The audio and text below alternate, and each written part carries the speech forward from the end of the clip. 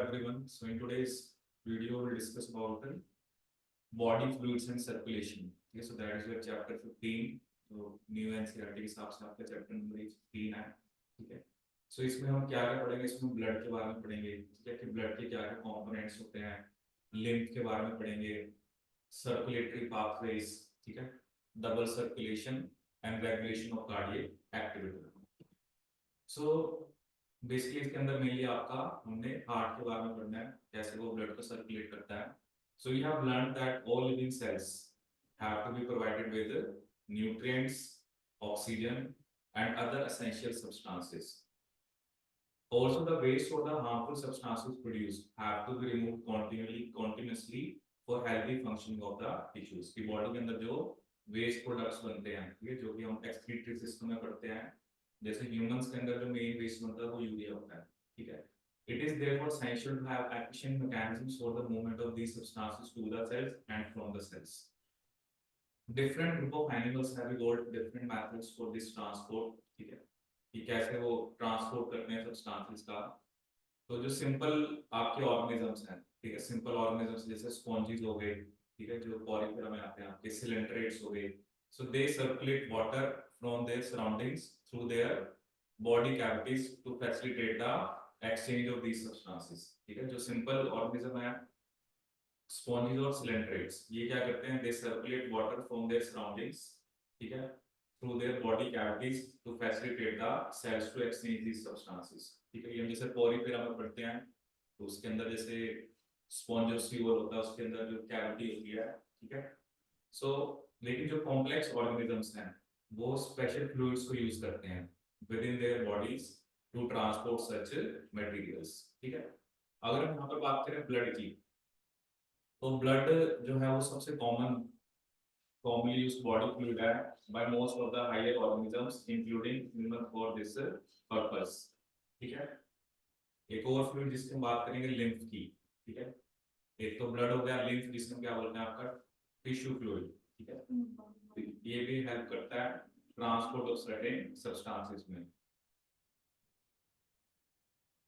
सो एक ब्लड और एक आपका क्या होता है, लिम्फ. ठीक है, इस चैप्टर में हम ब्लड के बारे में पढ़ेंगे, लिम्फ के बारे में पढ़ेंगे और कैसे मैकेनिज्म होता है सर्कुलेशन ऑफ ब्लड का. तो सबसे पहले हम बात करेंगे ब्लड की. ठीक है.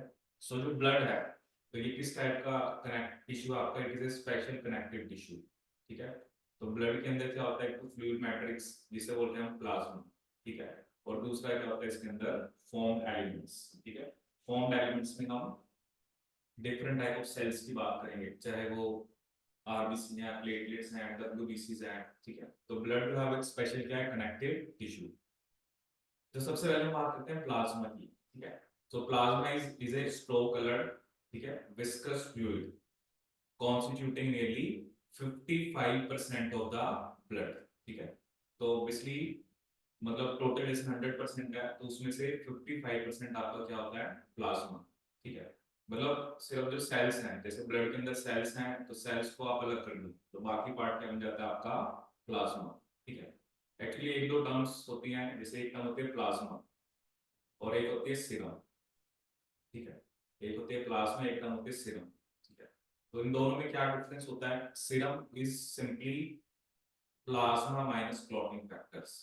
Serum is plasma minus clotting factors. Serum क्या होता है आपका, प्लाज्मा माइनस क्लॉटिंग फैक्टर्स. ठीक है. अब हम बात करेंगे कि प्लाज्मा में क्या क्या होता है. ठीक है. कहते हैं 90 to 92%, अब जितना भी प्लाज्मा है, ठीक है, उसका 90 to 92% उसमें वाटर होता है. ठीक है. और 6 to 8% क्या होते हैं, इसमें प्रोटीन्स होते हैं. ठीक है.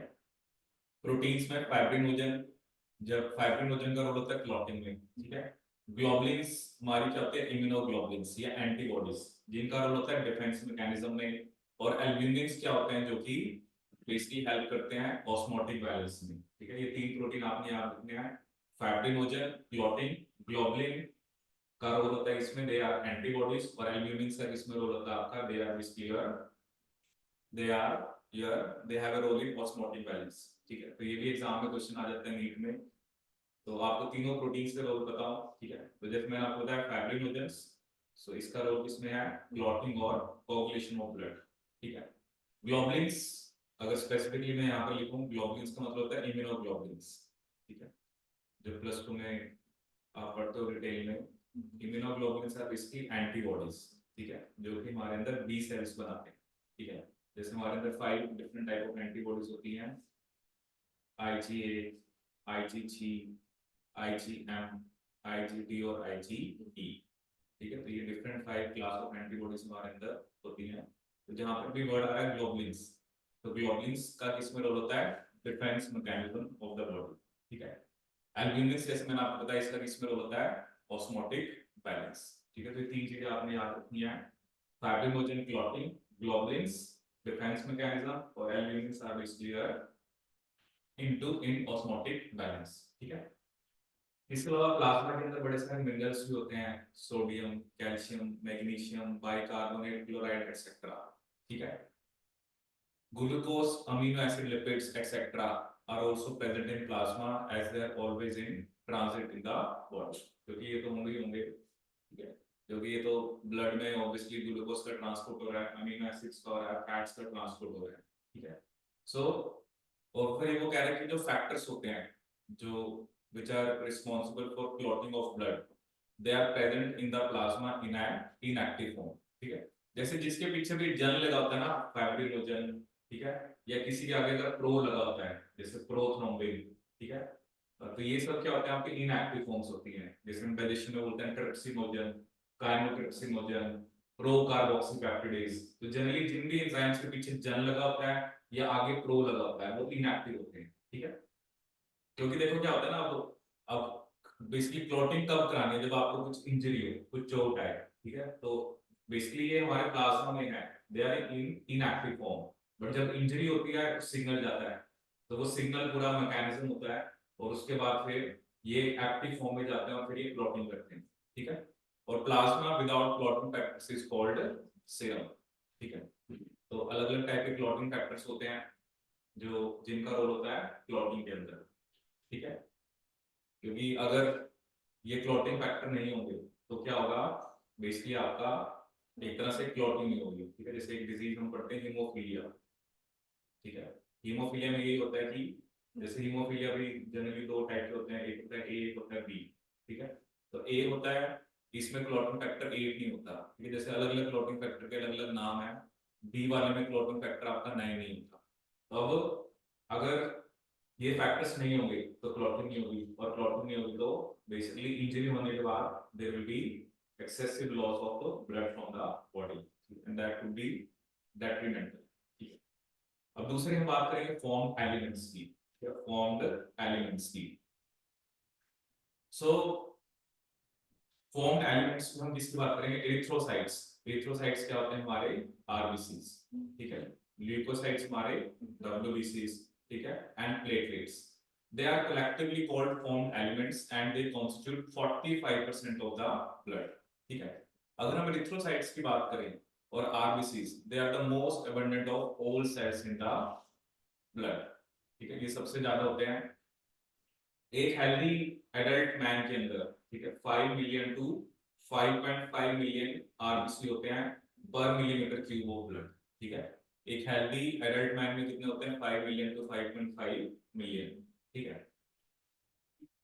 अब क्या होता है ना, जो आरबीसी है वो देखो सबसे अबंडेंट है, ठीक है। आरबीसी जनरली कहां पर बनते हैं, बोन मैरो में, ठीक है। देखो हमारे ब्लड में जितने भी सेल्स ना वो बोन मैरो में ही बनते हैं, ठीक है। बोन मैरो हमारी अलग अलग बोन्स में होती है, बट ज्यादा प्रोमिनेंट ही होती है हमारे अंदर जो लॉन्ग बोन्स है जैसे फीमर, उसमें बोन मैरो ज्यादा प्रोमिनेंट होती है, ठीक है। RBC are devoid of nucleus in most of the mammals, ठीक है, and are biconcave in shape, ठीक है। तो वैसे तो मैक्सिमम मैमल्स के अंदर ये कैसे होते हैं आपके, दे आर इन्यूक्लिएटेड, मतलब इनके अंदर न्यूक्लियस नहीं होता।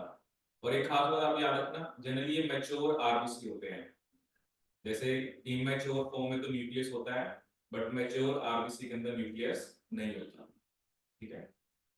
बट एक दो एक्सेप्शंस मैं आपको बता देता हूं, जैसे कैमल, कैमल एक ऐसा मैमल है जिसके आरबीसी में न्यूक्लियस होता है, ठीक है। और एक फ्रॉग, फ्रॉग तो एक एम्फीबियन है, इसके आरबीसी भी कैसे होते हैं, न्यूक्लिएटेड होते हैं, ठीक है। सो आरबीसी वो ऑब्वियसली इनके अंदर अपन पढ़ेंगे हीमोग्लोबिन होता है, जिसकी वजह से इनका कलर क्या होता है आपका रेड, ठीक है। तो कैमल और फ्रो के आरबीसी में न्यूक्लियस होता है, ठीक है। एक दो टर्म्स और मैं आपको बताता हूँ, अगर आरबीसी का नंबर कम हो जाए जितना नॉर्मली होना चाहिए तो उसे बोलते हैं एनीमिया, एनीमिया, ठीक है। और आरबीसी का नंबर अगर नॉर्मल से ज्यादा हो जाए तो उसे हम क्या बोलते हैं पॉलीसाइथेमिया, उसे हम क्या बोलते हैं पॉलीसाइथेमिया, ठीक है। अगर आरबीसी का नंबर कम है तो उसे एनीमिया बोलते हैं, और अगर आरबीसी का नंबर बढ़ जाए तो उसे क्या बोलते हैं पॉलीसाइथेमिया, ठीक है। सो ये आपको याद रखना है, ठीक है, कितना नंबर होता है, ठीक है, पर millimetre cube of blood. They have a red colored iron containing complex protein called hemoglobin, hence the color and name of these cells, ठीक है। एक हेल्थी इंडिविजुअल के अंदर 12 से 16 ग्राम हीमोग्लोबिन होता है in every 100 ml of blood, ठीक है, 100 ml ऑफ ब्लड, ठीक है। अभी मैं कल देख रहा था एक नेट के पेपर में क्वेश्चन आ रहा था जो बड़े बच्चों का होता है, अब वो हमें यहाँ से तो कैलकुलेशन करनी पड़ेगी, चलो अभी तो ये आप खुद से ट्राई करना कि जो हमारे पास डाटा है 5 to 5.5 मिलियन पर मिलीमीटर क्यूब ऑफ ब्लड हमारे अंदर है, ठीक है, और 12 से 16 हीमोग्लोबिन होता है 100 ml के अंदर, ठीक है। तो उसने क्वेश्चन ये पूछा था, मतलब उसने बाकी डाटा नहीं दिया था, उसने पूछा था एक आरबीसी के अंदर कितना हीमोग्लोबिन होता है, तो वो पिकोग्राम्स में था, ठीक है ना। पिको कितना होता है आपका 10 की पावर कितना होता है पिको, पिको क्या होता है, कितना होता है ये बोलो दुनिया का पिको, पिको इज 10 की पावर -12। भाई फिजिक्स केमिस्ट्री पढ़ रहे हो, पिको तो पता होना चाहिए, centi -1 sorry deci -1 centi -2 milli -3 micro -6 nano -9 angstrom -10 pico -12 femto -15 atto -18 pico. अब वहां पे क्वेश्चन कैसे करोगे अगर पिको नहीं पता तो, तो वही ना मैं कल देख रहा था, चलो उसे मैंने भी कैलकुलेशन सॉल्व नहीं करा था, बट ये जो डाटा है जैसे 5 to 5.5 मिलियन पर मिलीमीटर क्यूब, पहले तो 1 मिलीमीटर क्यूब आपने देखना है कि वो कितने ml है, क्योंकि पहले वो देखना पड़ेगा, फिर आपको ये देखना पड़ेगा कि ऑब्वियसली हमारे अंदर कितना ब्लड होता है 5 लीटर, ठीक है। या ये जो है ये 100 ml के अंदर कितने 100 ml के अंदर जो सेल्स होते हैं उसमें कितना हीमोग्लोबिन होता है, या तो पहले आप ये निकाल लो कि 100 ml में सेल्स कितने होंगे, और उन नंबर ऑफ सेल्स को आप बेसिकली 12 to 16 का आंसर डिवाइड कर दो, तभी आपका आंसर आ जाएगा पिकोग्राम, ठीक है। चलो ये करना आप खुद से ट्राई, पहले आपको ये बताना चाहिए कि 1 मिलीमीटर क्यूब कितना होता है, 1 मिलीमीटर क्यूब कितना होगा।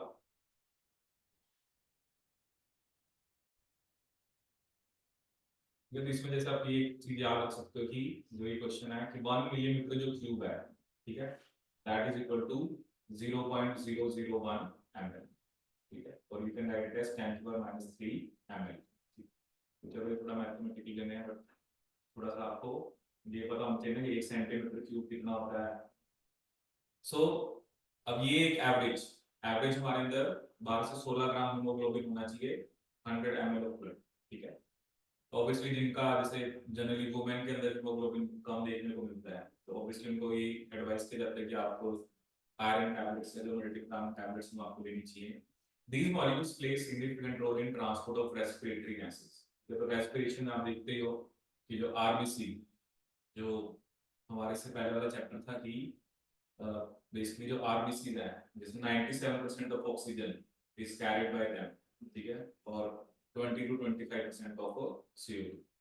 आरबीसी का एवरेज लाइफ स्पैन 120 डेज है, ठीक है, दैट इज 4 मंथ्स।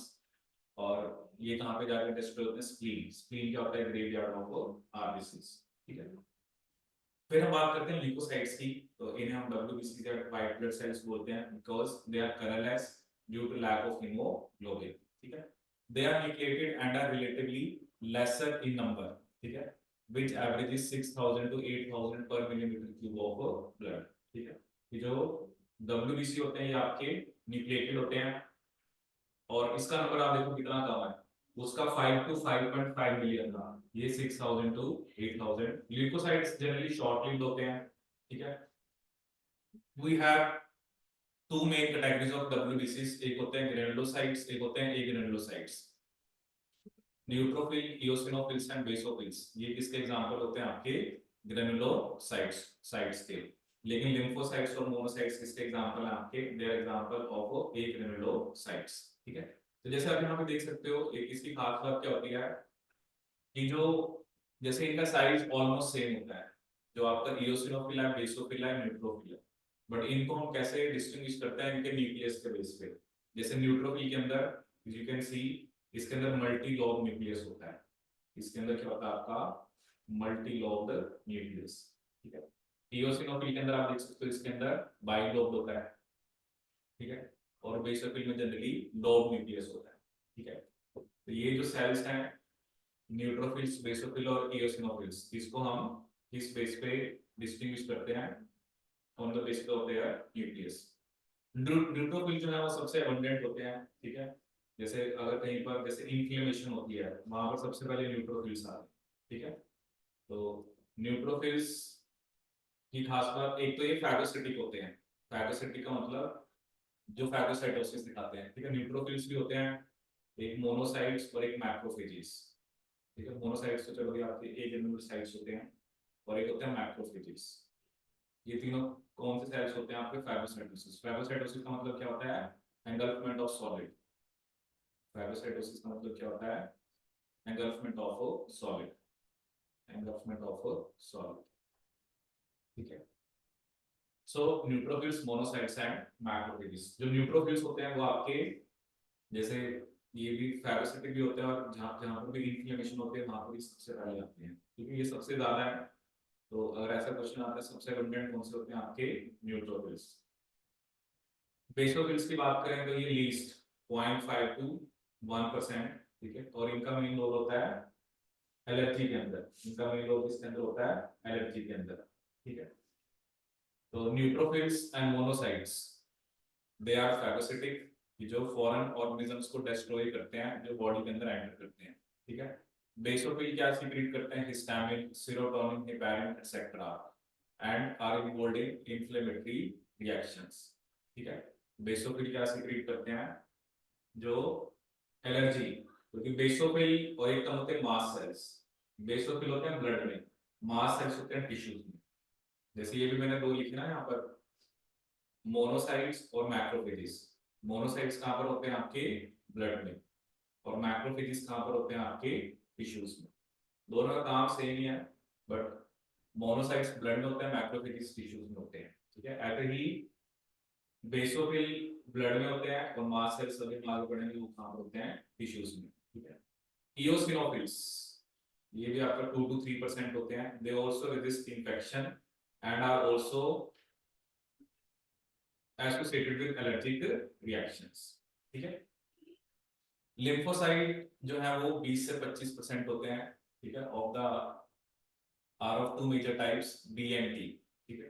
तो ये जनरली हम जैसे +2 में पढ़ते हैं, बी और टी, ठीक है। तो बी लिम्फोसाइट जो होते हैं ये, they are form as well as get matured in bone marrow, form as well as get matured in bone marrow,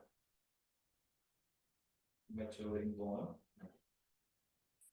लेकिन जो टी सेल्स होते हैं वो बनते हैं बोन मैरो में हैं, बट मैच्योर कहाँ पर होते हैं? थाइमस में, ठीक है। तो जितने भी सेल्स हैं ना ब्लड के, सब बोन मैरो से ही आते हैं। तो बी तो बनते भी बोन मैरो में है, मैच्योर भी वहां पर होते हैं।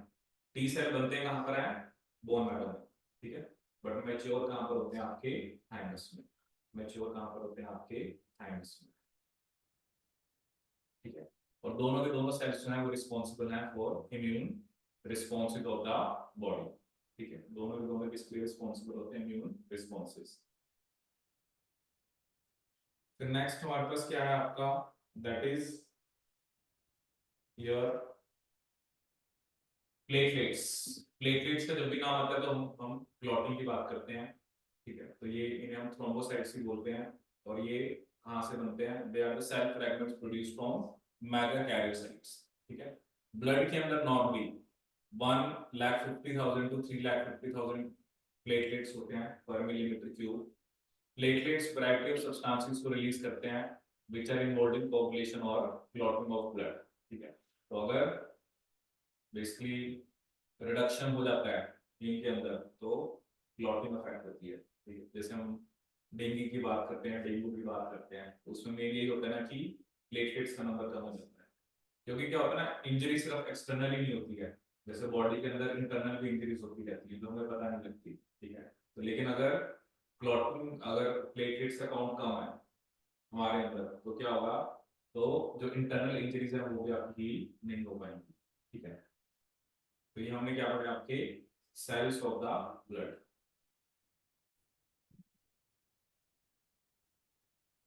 नेक्स्ट टॉपिक हम क्या पढ़ेंगे आपका ब्लड ग्रुप्स। ठीक है, तो ब्लड ग्रुप्स का जो कंसेप्ट है, ठीक है, that was given by Karl लैंडस्टीनियर।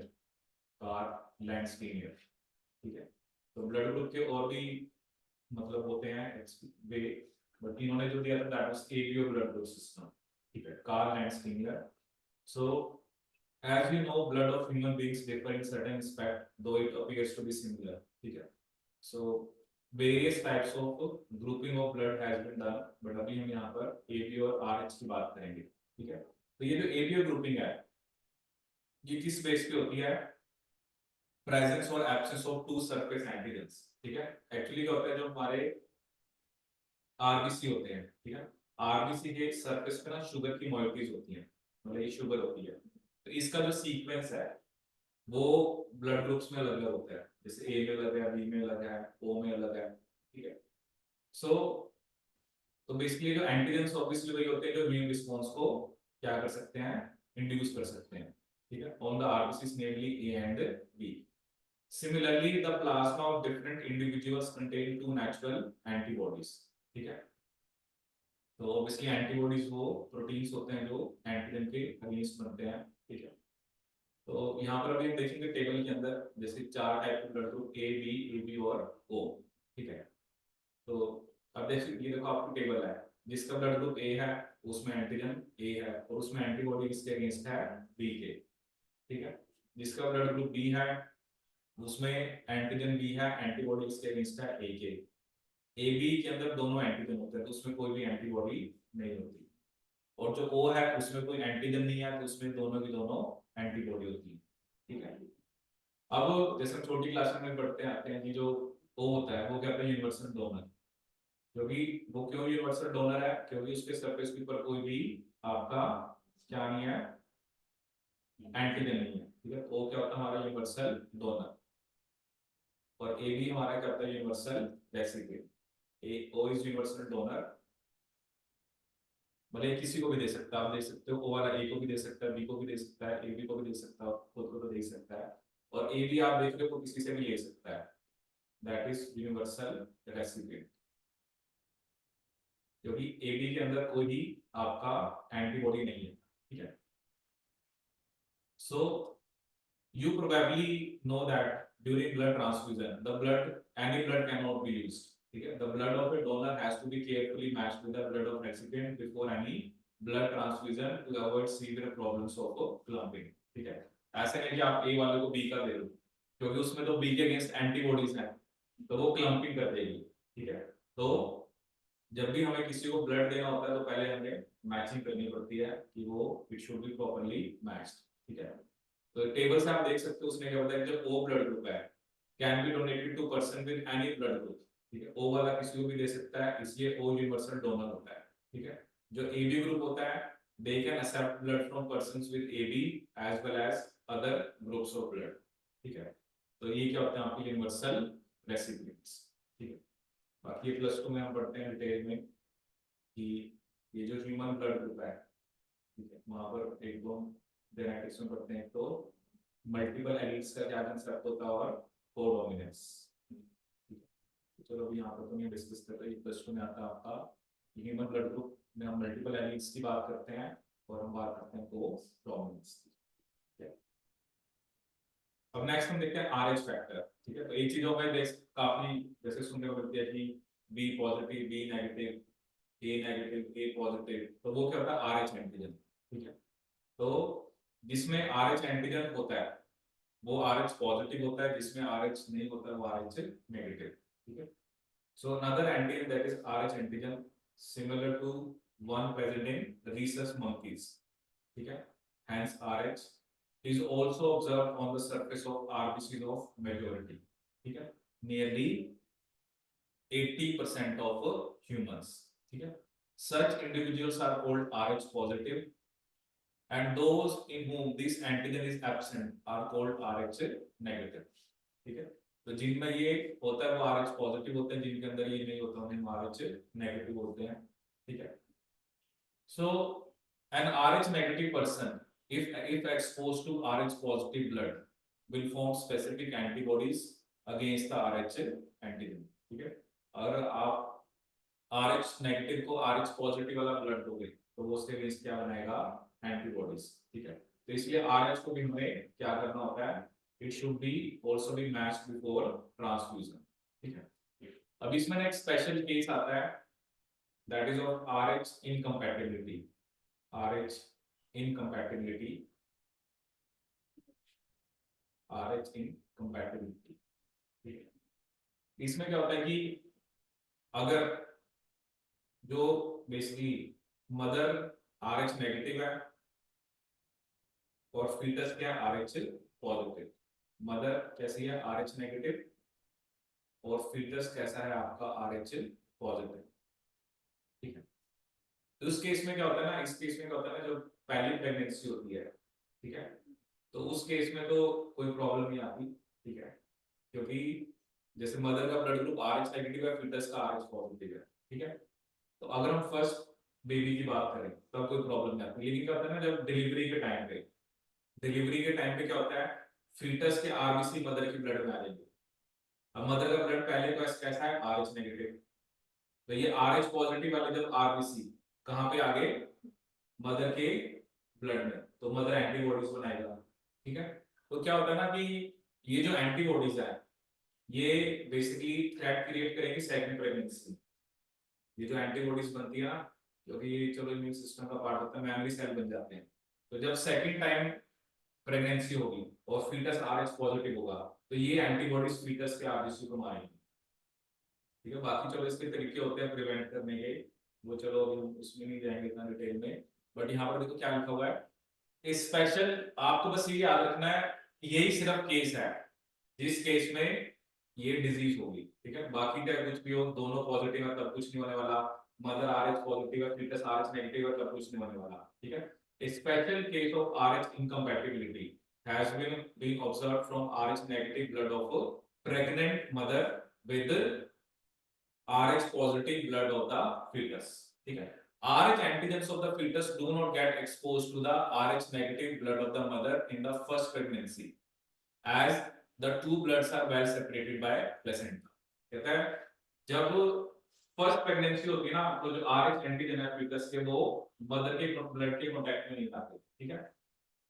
However, during the delivery of the first child, there is a possibility of exposure of the maternal blood to small amounts of RH positive blood cells from the fetus, ठीक है। तो मतलब delivery के time पे RH positive जो sales हैं foetus के वो मदर के ब्लड के कांटेक्ट में आ गए। In such cases the mother start preparing antibodies against RH antigen in her blood. In case of her subsequent pregnancy, the RH antibodies from the mother can leak into the blood of the fetus and destroy the fetal RBCs. तो पहले बच्चे को कोई फर्क नहीं पड़ता, लेकिन ये होता है कि क्योंकि ये जो एंटीबॉडीज है ये सेकंड प्रेगनेंसी के अंदर फर्क डालेंगे, ठीक है। So this could be fatal to the fetus and could cause severe anemia and jaundice to the baby. इस कंडीशन को हम क्या बोलते हैं, एरिथ्रोब्लास्टोसिस फर्टाइलिस, ठीक है। और इसको हम कैसे अवॉइड कर सकते हैं, एक्चुअली होता है क्या, अगर मैं थोड़ा सा आपको मैकेनिज्म बताऊं कि जब फर्स्ट बच्चे की डिलीवरी है उस टाइम पे क्या हो रहा है कि ये फीटस के RBC है, ठीक है, तो इस पे RH एंटीजन है, तो क्या होता है कि इसके अगेंस्ट बेसिकली सेल्स एक्टिवेट हो जाएंगे मदर में। तो मदर में ना दो टाइप के सेल बनते हैं, एक बनेंगे आपके बी सेल जो उसी टाइम जिसमें प्लाज्मा सेल बोलते हैं, और दूसरे होते हैं मेमोरी सेल, ठीक है। क्योंकि मेमोरी सेल्स जो होते हैं ना ये प्रॉब्लम क्रिएट करते हैं, कौन से वाले सेल, मेमोरी सेल। अब दूसरा बच्चा तो पता नहीं ना, वो 3 साल बाद प्लान करेगा, वो 4 साल बाद, 2 साल बाद, तो लेकिन ये मेमोरी सेल्स उनके अंदर होते हैं। ये मेमोरी सेल एंटीबॉडी बनाते हैं IgG क्लास की, क्योंकि यही सिर्फ एक क्लास ऑफ एंटीबॉडी है जो प्लेसेंटा को क्रॉस करती है। ठीक है, इसको हम कैसे प्रिवेंट कर सकते हैं? हम क्या करते हैं, हम ना बाहर से बनी बनाई एंटीबॉडी ले लेंगे। जैसे ये फिटस के आरबीसी थे, इसको न्यूट्रलाइज करने के लिए हम बाहर से बनी बनाई एंटीबॉडी ले लेंगे। उससे क्या होगा, उससे मदर के बी सेल एक्टिवेट नहीं होंगे। ये जो उसने लाइन लिखी है ना, this could be avoided by administering the anti-RH antibodies to the mother immediately after the delivery of first child। मतलब बाहर से बनी बनाई एंटीबॉडी देने से क्या होगा, मतलब वो फीटस के आरबीसी को मारेंगे, तो मदर के बी सेल एक्टिवेट नहीं होंगे। मदर के बी सेल एक्टिवेट ना होने का मतलब मेमोरी सेल नहीं बनेंगे, और मेमोरी सेल नहीं बनेंगे तो फिर सेकंड प्रेगनेंसी में कोई प्रॉब्लम नहीं आएगी। तो इसमें हम इसे बोलते हैं पैसिव इम्यूनाइजेशन, कि रेडीमेड एंटीबॉडीज बाहर से दे देते हैं जो फीटस के आरबीसी को किल कर देते हैं। तो ये होता है कि मदर के बी सेल एक्टिवेट नहीं होंगे। ठीक है, तो इसको हम ऐसे प्रिवेंट कर सकते हैं। ठीक है, बट ये कंडीशन आप याद रखना, एरिथ्रोब्लास्टोसिस फर्टाइलिस उसी केस में होता है जिसमें फीटस RH नेगेटिव होता है और मदर क्या होती है आपकी, sorry, foetus RH positive, mother RH negative.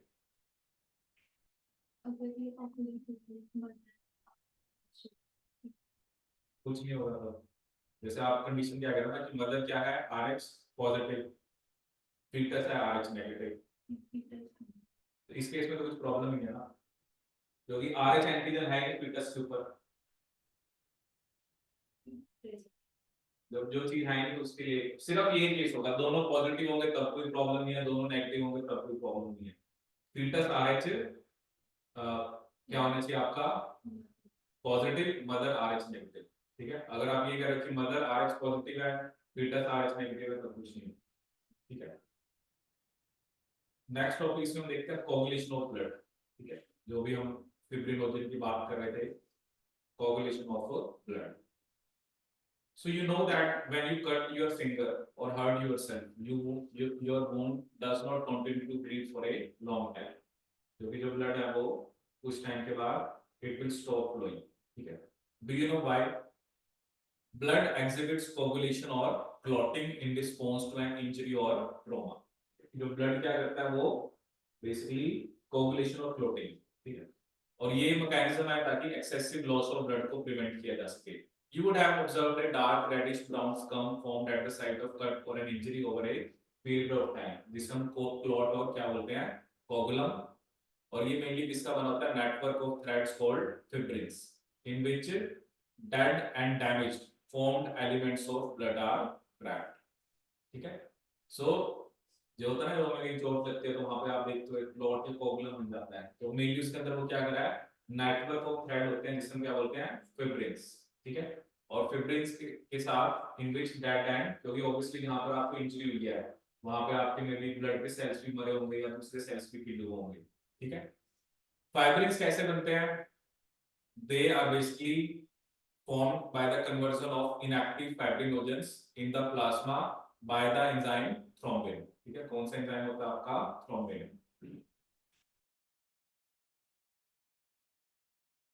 फिर हम ये डिस्कस कर रहे थे कि जो फाइब्रिन्स कैसे बनते हैं, conversion of inactive fibrinogens in the plasma by enzyme thrombin. ठीक है, थ्रोम्बिन्स कैसे बनते हैं, प्रोथ्रोम्बिन से। ठीक है, thrombins in turn are formed from another inactive substance present in the plasma called prothrombin।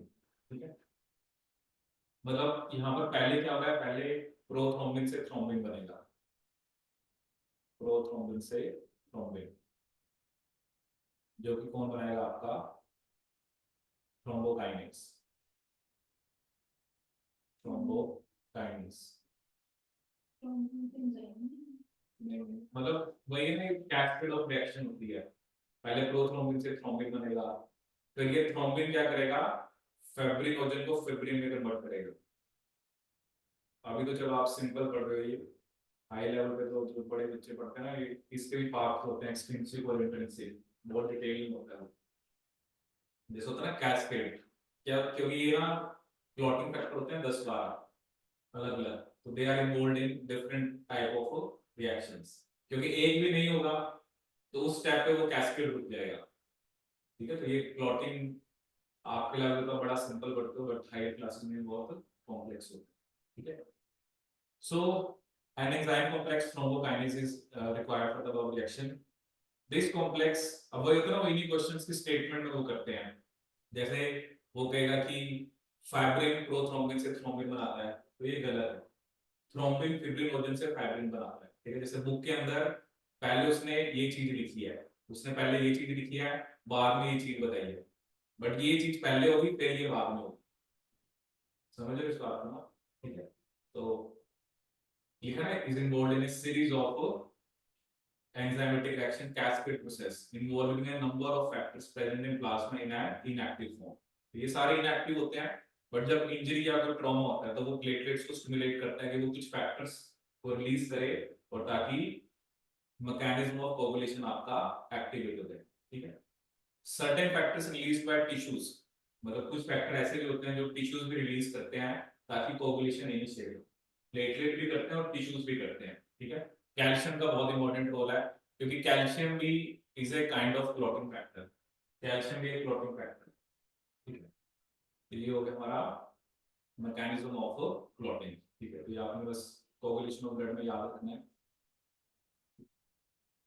सो बाकी चलो नेक्स्ट क्लास में फिर हम आपका लिम्फ, ये जो सर्कुलेटरी पाथवेज हैं, ठीक है, और ह्यूमन सर्कुलेटरी सिस्टम भी डिस्कस करेंगे। तो आज हमने आपका बेसिक देखा कि ब्लड किस चीज का बना होता है, उसमें हमने फॉर्म्ड एलिमेंट्स देखे आपके, we have seen your plasma, ठीक है। उसके अलावा आपका जैसे जहाँ पर हमने ब्लड ग्रुप्स की बात करी, ठीक है, हमने RH कंपैटिबिलिटी की बात करी, और योर कोगुलेशन ऑफ ब्लड। बाकी हम आपका नेक्स्ट क्लास में डिस्कस करेंगे। Thank you.